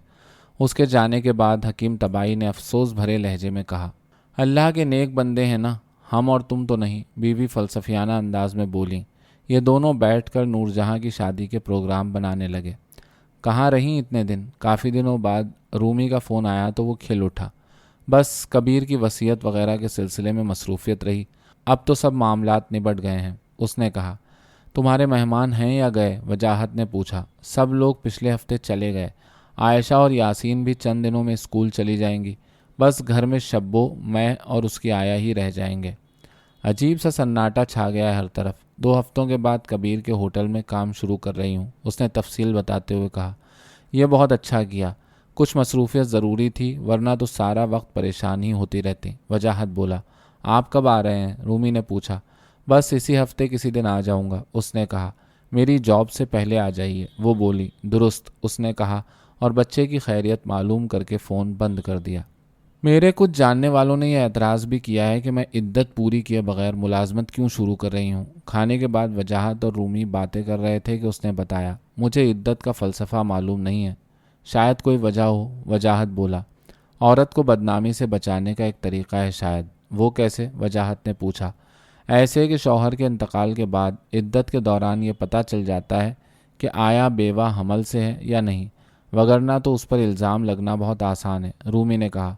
बात समझ में आती है, वो बोला। हाँ, मगर यहाँ किसी को फ़िक्र नहीं होती। हमारी कम्युनिटी है ना, वो मुस्कुराया। कम्युनिटी हमें खिलाने तो नहीं आएगी, वो मेरे बच्चे को तो नहीं पालेगी, ये सब तो मुझे ही करना है, वो बोली। हाँ, मगर ये तो तुम्हें करना है, एतराज़ उसका काम है, वजाहत ने कहा। और इससे पहले कि वो कोई जवाब देती, दरवाजे की घंटी बजने लगी। वो उठकर दरवाजे की तरफ गई। वजाहत, ये कबीर के दोस्त ज़मान है, और ज़मान ये मेरे कज़िन वजाहत। रूमी ने एक तवाना वस्त उम्र के आदमी से वजाहत का तारुफ कराया। उसे ज़मान का उस वक्त अचानक आना कुछ पसंद नहीं आया था, लेकिन वो कुछ कर नहीं सकता था। बहुत खुशी हुई आपसे मिलकर, कबीर आपका बहुत जिक्र करते थे, वो एक तरफ बैठते हुए बोला। ज़मान चाय पियेंगे? रूमी ने पूछा। नहीं, अभी खाना खाकर आया हूँ। हाँ, आप लोग पिएं तो साथ दे दूंगा, वो रूमी की तरफ देखकर मुस्कुराया। वजाहत का दिल धड़क कर रह गया। वजाहत कैलिफोर्निया से वापस आया तो उदासी की एक लहर में डूबा हुआ। न जाने क्यों कई बार खुद से सवाल किया, मगर कोई जवाब न मिला। मैं क्या करूं बेला, तुम मुझे रोकती नहीं हो, कुछ बोलती नहीं, मैं भटक रहा हूं, मुझे संभाल लो, खुदा के लिए बेला, अब उठ जाओ। वो बिलक उठा। नर्सिंग होम में काफ़ी देर से इज़ाबेल के साकिट ठंडे हाथों को अपने हाथों में लिए बातें कर रहा था। अचानक उसे महसूस हुआ जैसे इज़ाबेल ने आंखें खोल दी हैं और होठों पर मुस्कुराहट आ गई हो। वो खुशी से चिल्ला उठा। बेला, बेला, तुमने मेरी आवाज़ सुन ली? तुम्हारी आंखों ने मुझे सब कुछ बता दिया है, तुम्हारी मुस्कुराहट ने कितना सहारा दिया है। ओह, शायद तुम थक गई हो, जभी तो आंखें बंद कर ली हैं। वो बेकरारी से उसके चेहरे पर हाथ फेर रहा था। शाम ढलने लगी थी। वो थका हुआ बिस्तर के पास से उठा। अच्छा जानम, अगले हफ्ते आऊँगा, आज ही कैलिफोर्निया से वापस आया हूँ। रूमी के पास पुरसे में गया था। उसने झुककर इस तरह कहा कि गोया वो सब कुछ सुन रही है। कई महीने इस तरह गुजर गए। सादिक और नूरजहां की सादगी से शादी हो चुकी थी। उसने शादी के लिए 2 हफ्ते की छुट्टियां ली थीं, वो भी ख़त्म हो गईं और वो काम पर वापस आ गई थी। وجاہت اب نور جہاں کے لیے صرف باس ہی نہیں تھا، اس کے شوہر کا عزیز ترین دوست اور اس کے خاندان کا محسن بھی تھا۔ شادی کے بعد وجاہت کے بارے میں اس کا زاویہ نگاہ یکسر بدل گیا تھا اور اب وہ وجاہت کے درد کو اپنا سمجھتی تھی۔ اکثر اپنے شوہر سے اس کی باتیں سنتی تھی۔ آپ وجاہت بھائی سے شادی کا کہیے۔ ایک روز اس نے شوہر کو تجویز دی۔ یہ ممکن نہیں ہے نوری، وہ بیلا کی زندگی کی آس لگائے بیٹھا ہے۔ صادق بولا، پتہ ہے وہ جب سے کیلیفورنیا سے آئے ہیں کچھ زیادہ ہی پریشان لگتے ہیں۔ نور جہاں بولی، ایک بات بتاؤں؟ صادق نے کچھ سوچتے ہوئے کہا، ہاں کہیے، لیکن وعدہ کرو کہ کبھی وجاہت کو اس کا احساس نہیں ہونے دو گی اور کسی سے کبھی بھی ذکر نہیں کرو گی۔ صادق نے وعدہ لیا۔ ایسی کون سی بات ہے؟ نور جہاں نے حیرت سے پوچھا۔ ایک بار پھر سوچ لو، کسی سے کہو گی تو نہیں؟ صادق نے کہا۔ نہیں، بالکل نہیں، بتائیے جلدی سے۔ نور جہاں کا اشتیاق انتہا کو پہنچ گیا تھا۔ وجاہت کیلیفورنیا میں اپنی جس عزیز سے ملنے جاتے ہیں وہ وجاہت کی منکوہہ تھیں۔ وہ رک گیا۔ کیا؟ نور جہاں کی آنکھیں حیرت سے پھٹ گئیں۔ ہاں نوری، وجاہت، میں اور وہ خاتون ہم بچپن سے ساتھ کھیلے ہیں۔ وہ وجاہت کے سگے چچا کی بیٹی ہیں، ہم سے عمر میں کم ہیں، لیکن ہم تینوں نے خاصا وقت ساتھ گزارا تھا۔ تو پھر بیلا کہاں سے آ گئیں؟ اس نے حیرت سے پوچھا۔ تب صادق نے وجاہت کی پوری داستان کہہ سنائی۔ بیچارے وجاہت بھائی! داستان سن کر نور جہاں کا دل بھاری ہو گیا تھا۔ اسے وجاہت سے مزید ہمدردی ہو چلی تھی۔ ہاں، ان ہزاروں بیچاروں میں سے وجاہت ایک ہیں جن کے ساتھ اس قسم کے واقعات ہوتے ہیں۔ ہمارے ہزاروں نوجوانوں میں سے ایک کی داستان۔ کتنے لوگوں کو میں جانتا ہوں جنہوں نے یہاں کی سفید فام عورتوں سے شادیاں کی۔ ان میں سے کچھ بچے پال رہے ہیں، کچھ تنہا ہو گئے، جبکہ کچھ نے ہمت کر کے اپنی ہم وطن لڑکیوں سے شادیاں کر لیں۔ وجاہت کی داستان اس لحاظ سے مختلف ہے کہ یہاں دھتکار نہیں تھی، کوئی سماجی مسئلہ نہیں تھا، بلکہ موت سے زندگی کی نبرد آزمائی تھی۔ وہ بولا، چلیے اب ذرا کھانے سے بھی نبرد آزمائی ہو جائے۔ نور جہاں اٹھتے ہوئے بولی اور باورچی خانے میں کھانا نکالنے لگی۔ ویسے یہ سمجھ میں نہیں آتا کہ یہ گوری عورت ہمارے مردوں پر کون سا جادو کر دیتی ہے کہ ان کی عقل گم ہو جاتی ہے، نور جہاں نے کہا۔ کھانے کے دوران پھر وہی موضوع چھڑ گیا تھا۔ سپردگی، مکمل سپردگی میری جان۔ تنہا نوجوان، اکیلے لڑکے اندھیروں کے باسی اجالوں میں آتے ہیں تو آنکھیں چکا چوند ہو جاتی ہیں، اور ایسے میں کوئی البیلی سراپا سپردگی بن جائے تو وہ بیچارہ کیا کرے؟ صادق مسکرایا۔ انیلا راجہ کی عنایتیں وجاہت پر بڑھ رہی تھیں اور وہ حتی الامکان معمول پر رہنے کی کوششوں میں لگا رہتا۔ ارے نور جہاں، یہ انیلا راجہ تو لگتا ہے بھائی جی کو لے اڑیں گی۔ ایک روز رشمی نے رازداری سے نور جہاں سے کہا۔ اچھا ہے، کوئی تو انہیں لے اڑے، وہ مسکرائی۔ مگر بھائی جی بہت پکے ہیں، اس معاملے میں ٹس سے مس نہیں ہو رہے، وہ بولی۔ ہاں، ان کا معاملہ تو تمہیں معلوم ہی ہے، نور جہاں نے کہا۔ پچھلے 6 مہینے سے تو ان کی کوششیں لگتا ہے تیز ہو گئی ہیں، رشمی بولی۔ نور جہاں خاموشی سے اپنا کام کرتی رہی۔ رشمی، سعید کا فون تھا تمہارے لیے، میں بتانا بھول گئی۔ اچانک نور جہاں کو یاد آیا۔ اچھا، میں ابھی کر لیتی ہوں، یہ کہہ کر رشمی کاؤنٹر کی طرف چلی گئی جہاں چند گاہک جمع ہو گئے تھے اور وجاہت تیزی سے انہیں نپٹا رہا تھا۔ دوپہر کے وقت دکان میں سکون ہوا تو رشمی وجاہت کی طرف آئی۔ بھائی جی، میں کھانا بنا کر لائی ہوں، کھائیے گا؟ اس نے پوچھا۔ ہاں لے آؤ، میں ابھی سوچ ہی رہا تھا کہ باہر سے کچھ منگا لوں، وجاہت بولا۔ رشمی نے نور جہاں کو آواز دی، کھانا کھا لو، میرے ہاتھ کا پکا۔ میں بھی رات کا بچا کچا لائی ہوں، نور جہاں ایک ڈبہ لیے ہوئے آئی۔ ابھی وہ کھانا کھا ہی رہے تھے کہ فون بجنے لگا۔ دوسری طرف رومی تھی۔ وجاہت، میں پرسوں ایک کام سے نیو یارک آ رہی ہوں۔ واقعی؟ کتنے دن رہو گی؟ وہ خوشی سے بولا۔ 2 دن کا کام ہے، 2 دن کے لیے چھٹی لے لوں گی، آپ کے ساتھ کچھ وقت گزار لوں گی، اس نے کہا۔ تو میرے پاس ہی ٹھہرنا، اس نے کہا۔ نہیں، میری ہوٹل میں بکنگ ہے، کام کے بعد آپ کے پاس آ جاؤں گی، رومی نے کہا۔ ٹھیک ہے، نکلنے سے پہلے یہاں فون کر دینا، اور ہاں، ٹھنڈ شروع ہو گئی ہے، ایک آدھ گرم کپڑے ضرور لیتی آنا، اس نے تاکید کی۔ شبو کو لا رہی ہو؟ اس نے پوچھا۔ نہیں، عائشہ آئی ہوئی ہے، وہ رکھ لے گی، رومی بولی اور چند باتیں کر کے فون بند کر دیا۔ رشمی نے وجاہت میں اچانک تبدیلی محسوس کی، چہرے پر ایک سکون اتر آیا تھا۔ اس نے بغور وجاہت کو دیکھا، ایک طمانینت بخش خوشی کی لہر کا ان کے وجود پر احساس ہوا۔ یہ آپ کی کیلیفورنیا والی عزیز تھیں؟ اس نے پوچھا۔ ہاں، 2-3 دن کے لیے میرے پاس آ رہی ہیں، بیچاری پر بڑا غم پڑا تھا، خیر اب تو معمول پر ہے۔ ان کے لہجے کی خوشی رشمی سے پوشیدہ نہ رہ سکی۔ صادق، مجھے لگتا ہے وجاہت بھائی رومی کی طرف پلٹ رہے ہیں، شام میں نور جہاں نے شوہر سے کہا۔ کیا؟ یہ تم سے کس نے کہا؟ صادق نے کچھ اچنبھے سے پوچھا، اور پھر اس نے دکان کا واقعہ منوان سنا دیا۔ یقین کیجئے، عجیب قسم کی سرشاری ان میں اتر آئی تھی۔ جب وہ رومی سے بات کر رہے تھے اور جب رشمی سے رومی کا ذکر کر رہے تھے۔ نور جہاں نے کہا، ہو بھی سکتا ہے، آخر انسان ہے، اور پھر اس کا اور رومی کا دوسرا ناتا بھی رہا ہے۔ صادق بولا، میرا جی چاہتا ہے کہ میں رومی سے اس سلسلے میں بات کروں۔ وہ بولی، جی تو میرا بھی بہت چاہتا ہے کہ دونوں کو ملا دوں، مگر کیسے؟ صادق سوچ میں پڑ گیا۔ وہ سارا دن رومی کو مختلف سیرگاہوں میں، عجائب گھروں میں گھماتا رہا۔ بہت جاندار شہر ہے، نیو یارک بھی۔ رومی بولی، بھی سے کیا مطلب ہے؟ وجاہت نے گردن موڑ کر اسے دیکھا اور مسکرا دیا۔ مطلب ہمارے لاس اینجلس کے بعد۔ وہ ہنسی۔ ہوگا، ہمیں تو نیو یارک ہی اچھا لگتا ہے۔ وہ بولا، نئی صدی کی آمد کے کرشمے ہر طرف جلوہ دکھا رہے ہیں، واقعی بڑی خوبصورتی سے شہر کو سجایا جا رہا ہے۔ رومی تحسین آمیز لہجے میں بولی، رومی، وہ یاد ہے ہم لوگوں کے گھر سے تھوڑی دور پر ایک خان چاچا کا جھونپڑی والا ریستوراں، جہاں ہم لوگ اکثر اسکول سے آتے وقت کچھ نہ کچھ کھاتے تھے؟ وجاہت نے پوچھا۔ لیجئے، اسے کون بھول سکا ہے؟ اور یاد ہے جب شاہدہ آپا کے رشتے کے لیے لوگ آئے تھے تو آپ وہاں ہی سے بگھاری چنے کی دال اور گوشت کا سالن لائے تھے، جسے مہمان سمجھے کہ شاہدہ آپا نے بنایا ہے، اور خوب تعریفیں کر کر کے کھایا تھا، اور شاہدہ آپا نے بھی تردید کی کوشش نہیں کی تھی۔ رومی زور سے ہنس پڑی۔ وہ بھی کھلکھلایا، ہاں، اور اس کے بعد ان کے سسرال والے اکثر اس دال کی فرمائش کرتے تھے، اور جو دال کبھی شاہدہ آپا پکا نہیں سکی تھی۔ رومی بولی اور اس کی ہنسی میں شامل ہو گئی۔ کافی دیر بعد ہنسی تھمی تو وجاہت بولا، اسی خان چاچا کے بیٹے نے نیو یارک میں ایک ریستوراں کھولا ہے۔ ایک بار میں ادھر گیا تو دیکھا خان چاچا کی تصویر لگی ہے۔ میں نے پوچھا، یہ کس کی تصویر ہے؟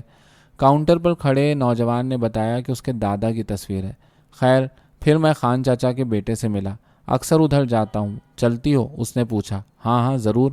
وجاہت نے گاڑی ادھر موڑ لی۔ وہ دونوں تھکے ہوئے گھر پہنچے۔ آپ چائے پئیں گے؟ رومی نے پوچھا۔ تم بیٹھو، میں بناتا ہوں۔ وجاہت ایک دم اپنی ساری تھکن بھول گیا۔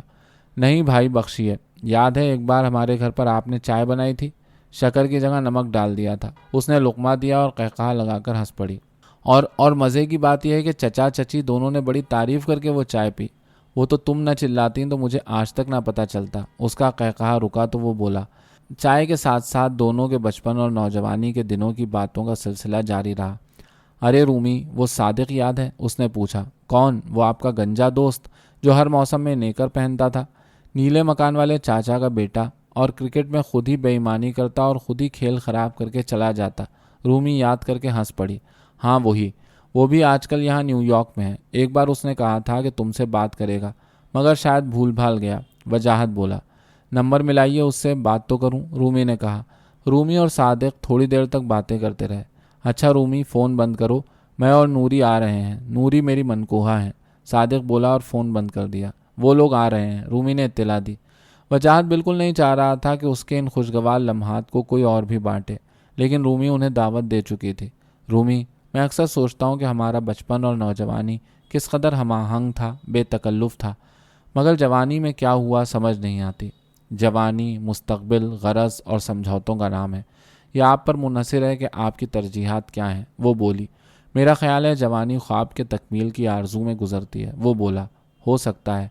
مجھے ایزابیل کو دیکھ کر بہت دکھ ہوا، بیچاری اس کم عمری میں کس عذاب میں پڑ گئی۔ رومی نے بات کا رخ پلٹ دیا۔ ہاں رومی، ایک آس ہے جو سانس کی ڈور کے ساتھ یقین کے انتظار میں ہے۔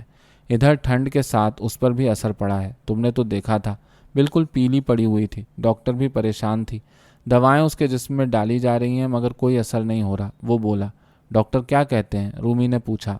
ان کا کہنا ہے کہ بیلا کی طبی موت ہو چکی ہے، وہ اب لائف سپورٹ کے رحم و کرم پر ہے۔ وہ چپ ہو گیا۔ مگر وجاہت، یہ تو اس کے جسم کے ساتھ ظلم ہے، بیچاری ایک مصنوعی تنفس کے سہارے بستر پر پڑی ہے۔ رومی نے کہا۔ وجاہت نے حیرت سے اسے دیکھا۔ ہاں، مگر میں اپنے ہاتھوں سے اسے کیسے مار دوں؟ جس نے مجھ سے بے تحاشا محبت کی، مجھ پر بے حد احسانات کیے ہیں، میں کیسے اسے موت کے منہ میں دھکیل دوں؟ وجاہت نے کہا۔ وہ زندہ ہی کب ہے؟ مردے کو کیا مارنا اور کیا جلانا؟ بہر کیف آپ بہتر جان سکتے ہیں، آخر آپ کی بیوی ہے۔ رومی نے کچھ اس انداز میں کہا کہ وجاہت کو لگا جیسے اس پر طنز کر رہی ہے، کچھ یاد دلا رہی ہے۔ دروازے پر دستک ہوئی۔ صادق اور نور جہاں پہنچ گئے تھے۔ وہ بڑے تپاک سے دونوں سے ملی۔ یقین نہیں آتا کہ تم وہی صادق ہو اور جسے اتنی خوبصورت بیوی ملی۔ رومی مسکرائی۔ بچھڑے دوست ابھی پرانے واقعات میں الجھے ہوئے تھے کہ فون بجنے لگا۔ یا الہی خیر، اس وقت کون ہے؟ وجاہت کا دل دھڑک گیا۔ اس نے فون اٹھایا۔ نرسنگ ہوم سے تھا۔ کیا؟ وجاہت چیخ پڑا۔ سب لوگ گھبرا گئے۔ کیا ہوا وجو؟ صادق لپکا، صادق، بیلا، اور وہ بچوں کی طرح پھوٹ پھوٹ کر رونے لگا۔ کیا ہوا بیلا کو؟ رومی نے گھبرا کر پوچھا۔ بیلا اپنی اذیتوں سے آزاد ہو چکی ہے۔ خاصی دیر بعد وجاہت کی طبیعت سنبھلی تو اس نے خالی نظروں سے اپنے دوستوں کو دیکھتے ہوئے اعلان کیا، اوہ بہت افسوسناک بات ہے۔ سب خاموش تھے۔ وجاہت نے فون اٹھایا اور ایزابل کے والدین کو پیغام دیا اور سب لوگ نرسنگ ہوم کی طرف چل دیے۔ چند گھنٹوں میں ایزابل کے والدین، بہن، بہنوئی اور کئی عزیز وہاں پہنچ گئے۔ صبح تک ایزابل کی موت کی خبر کمیونٹی میں جنگل کی آگ کی طرح پھیل گئی۔ ایزابل کی میت تدفین گاہ والوں کے حوالے کر کے وجاہت، رومی، صادق اور نور جہاں کے ہمراہ گھر آ گیا۔ دیکھتے ہی دیکھتے اس کے اپارٹمنٹ میں لوگ بھر گئے۔ ہر ایک افسردہ تھا۔ سب کی آنکھوں میں وجاہت کے لیے ہمدردی تھی۔ میرا خیال ہے کمیونٹی سینٹر میں نماز جنازہ کرا دی جائے، میں تیاری کرتا ہوں، مولانا خیرہ نے اٹھتے ہوئے کہا۔ نہیں، وہ کیتھولک کرسچن تھی اور اس کی آخری رسومات اس کے مذہبی عقیدے کے مطابق ہوں گی، وجاہت نے سخت لہجے میں کہا۔ مولانا نے حیرت سے وجاہت کو دیکھا۔ وجاہت صاحب، ہم سب آپ کی بہت عزت کرتے ہیں اور چاہتے ہیں کہ ایزابل صاحبہ کو جنت الفردوس میں جگہ ملے۔ اسلامی طریقے سے تدفین شاید۔ مولانا صاحب، چلیے باہر چلتے ہیں۔ ایک صاحب ان کی دل آزار باتیں برداشت نہ کر سکے۔ رومی نے افسوس بھری نظروں سے مولانا کو دیکھا جنہیں ایک صاحب باہر لے جا رہے تھے۔ ایزابل کی تدفین کل ہوگی۔ کیتھولک تدفین گاہ سے ان کا جنازہ کیتھولک قبرستان لے جایا جائے گا۔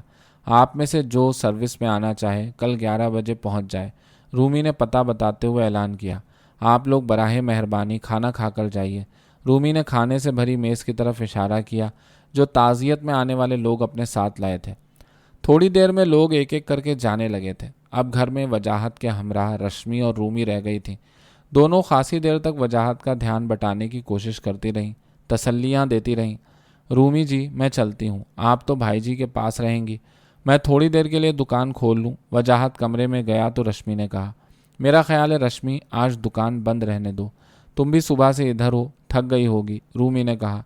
رشمی نے حیرت بھری نظروں سے اسے دیکھا۔ اس کا انداز ایک مالکن کا سا تھا۔ دروازے پر دستک ہو رہی تھی۔ رومی نے دروازہ کھولا۔ ایک نوجوان تیزی سے اندر داخل ہوا۔ بھائی جی کہاں ہیں؟ اس نے پوچھا۔ ارے سعید تم؟ رومی جی یہ سعید ہیں، ہم لوگوں کے ساتھ دکان پر کام کرتے تھے۔ اور سعید یہ رومی جی ہیں، بھائی جی کے چچا کی بیٹی۔ رشمی نے دونوں کا تعارف کرایا۔ رشمی، بھائی جی کیسے ہیں؟ اس نے سنی انسنی کرتے ہوئے پریشانی سے پوچھا۔ ٹھیک نہیں ہیں، ابھی کمرے میں گئے ہیں، رشمی بولی۔ سعید میاں ادھر آ جائیے۔ وجاہت کی آواز پر وہ ان کے کمرے کی طرف بڑھ گیا۔ وہ ایزابل کو دفنا کر لوٹا تو بالکل خالی اس ذہن ہو چکا تھا۔ وہ برسوں سے اس گھر میں نہ تھی، لیکن اس کے وجود کے احساس سے گھر کا کونا کونا منور لگتا تھا، اور آج وہ یہ احساس بھی دفن کر آیا تھا۔ وہ کروٹیں بدل رہا تھا، کسی پل قرار نہ تھا۔ جب خاصی دیر نیند نہ آئی تو کمرے سے نکل کر لاؤنج میں آ گیا اور بری طرح چونک پڑا۔ سامنے صوفے پر بالکل بیلا کے انداز میں دراز رومی گہری نیند سو رہی تھی۔ ایک رسالہ سینے پر اوندھا پڑا تھا۔ وہ قریب ہی صوفے پر بیٹھ گیا اور بڑی دیر تک بے خبر سوئی رومی کو نظروں میں جذب کرتا رہا۔ رات کے کسی پہر اچانک رومی کی آنکھ کھل گئی۔ مدھم روشنی میں آنکھیں دیکھنے کے قابل ہوئیں تو چونک پڑی۔ سامنے قالین پر وجاہت سکڑا پڑا ہوا تھا۔ ارے یہ کب یہاں آ گئے؟ اس نے حیرت سے سوچا اور اٹھ کر کمرے سے ایک کمبل لا کر اس پر ڈال دیا۔ بیلا کہاں؟ مت جاؤ۔ شاید وہ کوئی خواب دیکھ رہا تھا۔ بیچارے، رومی نے دکھ سے سوچا اور آنکھیں مون لی۔ معاف کرنا رومی، رات نیند نہیں آ رہی تھی، کمرے میں شدید گھٹن لگ رہی تھی، میں ادھر ہی آ گیا اور نہ جانے کس وقت آنکھ لگ گئی۔ صبح وجاہت نے شرمندگی سے کہا۔ اچھا کیا، مجھے جگا دیتے، وہ اٹھتے ہوئے بولی۔ اس نے زبردستی وجاہت کو ناشتہ کرایا اور خاصی دیر تک بیٹھی انہیں سمجھاتی رہی، پھر اٹھ کر جانے کی تیاری کرنے لگی۔ میں ابھی جانا نہیں چاہ رہی تھی، مگر 2 کی جگہ 4 دن رہ لی ہوں۔ ایمرجنسی کی وجہ سے چھٹی بھی مل گئی، مگر خیر پھر چکر لگاؤں گی، بلکہ کچھ دنوں بعد آپ ادھر آ جائیے گا، تھوڑا اس ماحول سے نکلیں تو اچھا ہوگا۔ وہ اپنا سامان سمیٹتے ہوئے بولی۔ تم یہاں نیو یارک موو ہو جاؤ۔ باوجود کوشش کے وہ خود کو روک نہ سکا۔ ہاں مگر وہاں گھر ہے، بچے ہیں، میری ملازمت ہے، یہاں تو مشکل ہوگا، رومی نے کہا۔ جاب تو خیر تمہیں آسانی سے یہاں مل جائے گی، بلکہ تمہارا ہوٹل بھی تو یہاں ہے۔ بچوں میں شبو ہی چھوٹا ہے، وہ بولا۔ اس کے علاوہ اب نئے رشتے بنانے کی ہمت نہیں، پھر سے ایک نئے شہر کے لوگوں میں آؤں، بس جو اپنے چند پرانے ہیں وہی کافی ہیں، رومی نے فیصلہ کن لہجے میں کہا۔ ارے ہاں، کل دوپہر جب آپ سو رہے تھے تو ایک خاتون انیلا راجہ آئی تھی، میں نے کہہ دیا تھا کہ آج کسی وقت آ جائیں، اچانک رومی کو یاد آیا۔ اچھا، اس نے مختصراً کہا۔ وجاہت کے سب جاننے والے دوست وقتاً فوقتاً اس کے پاس آتے رہے۔ گھر سے ہر ہفتے ماں باپ کے فون آتے، بہنیں، چچا چچی سبھی دور تھے، مگر اسے یوں لگ رہا تھا کہ سارے لوگ کہیں آس پاس ہی رہتے ہیں۔ ہر ہفتے 2-3 فون پاکستان سے آ جاتے، لوگ سمجھاتے، ہمدردی کرتے، ہمت بندھاتے۔ رفتہ رفتہ بھیڑ چھٹنے لگی، فون کی رفتار کم ہونے لگی اور زندگی معمول پر آنے لگی۔ صادق، یہ رومی تو خاصی معقول اور خوبصورت خاتون ہے۔ ایک رات دونوں وجاہت کے گھر سے آ رہے تھے کہ اچانک نور جہاں نے کہا۔ وہ اس وقت کہاں سے یاد آ گئی؟ اس نے پوچھا۔ یوں ہی وجاہت بھائی کو اکیلا دیکھ کر وہ بولی۔ صادق ہنس پڑا۔ تم عورتوں کے دماغ اس معاملے میں خوب چلتے ہیں۔ میں نے کیا کہا؟ وہ مسکرائی۔ میرا خیال ہے وجاہت بھائی اور رومی کا ملن ہو جانا چاہیے۔ تھوڑی دیر بعد نور جہاں بولی۔ یہ ملنا اور بچھڑنا تو آسمانوں کی مرضی سے ہوتا ہے، صادق نے کہا۔ ڈائیلاگ مت بولیے، زمین والے کوئی تحریک کریں تو آسمان راضی ہو، وہ جھنجھلا کر بولی۔ چلیے، ڈائیلاگ کا جواب ڈائیلاگ سے۔ وہ گاڑی اپارٹمنٹ بلڈنگ کی پارکنگ میں موڑتا ہوا بولا۔ اسے معمول پر آتے آتے کئی ماہ لگ گئے۔ اب اس کی زندگی ایک نئے ڈگر پر چل نکلی تھی۔ دن بھر حسب معمول کاروبار میں مصروف رہتا اور شام ڈھلے کسی نہ کسی کمیونٹی تقریب میں دوستوں کے ہاں نکل جاتا، اکثر انیلا راجا کے ساتھ، بیشتر اکیلا۔ بے مقصد سڑکوں پر گھومتا رہتا۔ رات بھیگنے لگتی تو بادل نخواستہ گھر آتا اور اسی طرح صوفے پر گر کر سو جاتا۔ وجاہت کا کیا حال ہے؟ اس روز سخاوت علی اور آمنہ بیگم نثار کے گھر بیٹھے تھے کہ ان کی بیوی نے پوچھا۔ اب تو خاصا بہتر ہے، مگر اکیلا ہے، مجھے بے حد پریشانی رہتی ہے۔ آمنہ بیگم نے کہا۔ ہاں بھابھی، غم بھی تو اتنا بڑا پڑا ہے، سنبھلتے سنبھلتے بھی وقت لگے گا، انہوں نے کہا۔ غنیمت یہ ہوا کہ ایزابل کے انتقال کے وقت رومی اس کے پاس ہی تھی، وگرنہ تو جانے کیا حال ہوتا میرے بچے کا تنے تنہا۔ آمنہ بیگم کے لہجے میں تشکر تھا۔ ہاں، رومی بھی تو اکیلی ہو گئی ہے، اللہ جانے کیا ہو، عورت ذات اور پھر اتنی ذمہ داریاں۔ نثار کی بیوی نے کہا۔ کیا کیا جائے بھابھی، اللہ کی مرضی ہے، وہ بھاوچ کا اندیا سمجھتے ہوئے بولے۔ سنتے ہو؟ آمنہ بیگم اور سخاوت علی کے جانے کے بعد اچانک ان کی بیگم نے پکارا۔ کیا ہے؟ وہ جو اپنی سوچوں میں گم تھے چونک اٹھے۔ رومی اتنی کم عمری میں بیوہ ہو گئی، ادھر ایزابل بھی ختم ہو گئی۔ میں سوچ رہی تھی کہ اگر رومی اور وجاہت تیار ہو جائیں۔ نہیں، اب بہت دیر ہو چکی ہے، انہوں نے بیوی کی بات کاٹ دی۔ دیر سویر کیا، دونوں ہی کو کسی کی ضرورت ہے، انہوں نے کہا۔ یہ فیصلہ ان دونوں پر چھوڑ دو، وہاں رہتے ہیں، نہ معلوم ایک دوسرے کے لیے کیا خیالات ہوں۔ اور پھر رومی کی اپنی ایک اولاد بھی ہے، ہمیں کیا معلوم کہ وہ اپنی زندگی کو کس طرح اور کس ڈھب پر چلانے کی سوچ رہی ہے، نثار نے سوچتے ہوئے کہا۔ تو بات کرنے میں تو کوئی حرج نہیں، وہ بولی۔ میں کوئی ایسی بات نہیں کروں گا، اور تم رومی سے کچھ نہ کہنا، انہوں نے بیوی سے کہا اور اٹھ کر اندر چلے گئے۔ وہ تھوڑی دیر بیٹھی سوچتی رہیں اور دوسرے ہی دن انہوں نے بیٹی کو فون کر کے اپنی تجویز سے آگاہ کیا۔ امی، کیا ہو گیا ہے آپ کو؟ اس نے حیرت سے کہا۔ بیٹا، یہ پہاڑ سی زندگی اور بھاری ذمہ داری کیسے کرو گی یہ سب اکیلی؟ ماں نے کہا۔ اکیلی کہاں ہوں، اور جب مجھے کبھی کسی کی ضرورت پڑی تو ضرور اس طرف سوچوں گی۔ اب دیکھو، اپنا وجو بھی تنہا ہو گیا ہے اور کیسا دوڑ دوڑ کر اتنی دور تمہارے پاس آتا رہا ہے۔ اس کے دل میں تمہارا کوئی خیال تھا تو اس نے کیا۔ وہ پوری طرح وجاہت کی وکالت پر مصر تھیں۔ آپ نے بڑی جلدی وجاہت کو معاف کر دیا، اس کے لہجے میں طنز تھا۔ بیٹا، اپنا خون ہے، اور پھر غلطی انسانوں ہی سے ہوتی ہے۔ وہ دل کا بہت اچھا اور طبیعت کا بے حد نیک ہے، انہوں نے سمجھایا۔ لیکن امی، میرے دل میں ایسا کوئی خیال نہیں ہے، اس نے فیصلہ کن انداز میں کہا، اور بیٹی کے لہجے نے ماں سے مزید کچھ کہنے کی ہمت چھین لی۔ خزاں کا موسم سردیوں میں ڈھلنے لگا تھا، سڑکیں جلد خالی ہونے لگی تھیں، اندھیرا شام کے ساتھ ہی اتر آتا۔ وجاہت حسب معمول گھومتا، چکر لگاتا۔ رات گئے گھر پہنچا، صوفے پر لیٹ کر نہ جانے کب تک خیالوں میں ڈوبا رہا۔ اچانک وہ اٹھا اور اس کمرے سے البم اٹھا لایا اور ماضی سے جی بہلانے لگا۔ ہر پوز میں بیلا کی تصویریں تھیں، کہیں ہنس رہی ہے، کہیں حیران ہے، کہیں صرف مسکرا رہی ہے، کہیں پھولوں میں بیٹھی ہے، کہیں لیپ ٹاپ پر کام کر رہی ہے۔ رومی سے کتنا ملتی ہے، کس قدر تباہ کن مشابہت ہے۔ وہ ایک ایک تصویر کو بغور دیکھ رہا تھا اور اسے رومی کہہ کر بلا رہا تھا۔ اسے لگا کہ رومی اس کے برابر بیٹھی ہے۔ بیلا کی ہنسی اور رومی کے وجود کا احساس ذہن پھاڑے ڈال رہا تھا۔ اس نے تصویریں سمیٹیں اور اپنے آپ سے سوال جواب کرنے لگا۔ رفتہ رفتہ رومی کا وجود بیلا پر غالب آتا چلا گیا، اس کی قوت مدافعت کمزور ہوتی چلی گئی۔ رومی، رومی، ہاں رومی، مجھے تمہاری ضرورت ہے، میرے پاس آ جاؤ، وہ ہذیانی انداز میں چلایا۔ مگر وہاں کون تھا جو اس کی آواز سنتا؟ اسی وقت فون کی گھنٹی اسے ہوش میں لے آئی۔ اس نے لپک کر فون اٹھایا۔ دوسری طرف رومی تھی۔ رومی، وہ خوشی سے بولا۔ ہاں، سوئے تو نہیں تھے؟ اس نے معمول کے انداز میں کہا۔ ابھی تو گھر آیا ہوں۔ تم نے بہت اچھا کیا جو فون کر لیا، میں تمہیں اس وقت شدت سے یاد کر رہا تھا۔ وہ بولا۔ مجھے یا بیلا کو؟ وہ ہلکے سے ہنس کر بولی۔ بیلا بھی تو تمہارا ہی روپ تھی، بالکل ویسی ہی، وہی ہنسی، وہی شوخی، اور وہ جانے کیا کیا کہتا رہا، اور رومی خاموشی سے سنتی رہی۔ بولتی کیوں نہیں ہو؟ اس نے تھوڑی دیر بعد پوچھا۔ آپ موقع دیں تو بولوں، وہ ہنسی۔ معاف کرنا رومی، نہ جانے مجھے کیا ہو گیا ہے۔ اس کے لہجے میں شرمندگی تھی۔ کوئی بات نہیں، میں نے اس وقت ڈرتے ڈرتے فون کیا کہ کہیں آپ سو نہ گئے ہوں، مگر بات ایسی تھی کہ آج ہی بتانا چاہ رہی تھی۔ آخر میرا یہاں اور کون ہے؟ وہ بولی۔ ہاں ہاں کہو۔ وجاہت کے دل میں ایک امید نے سر اٹھایا۔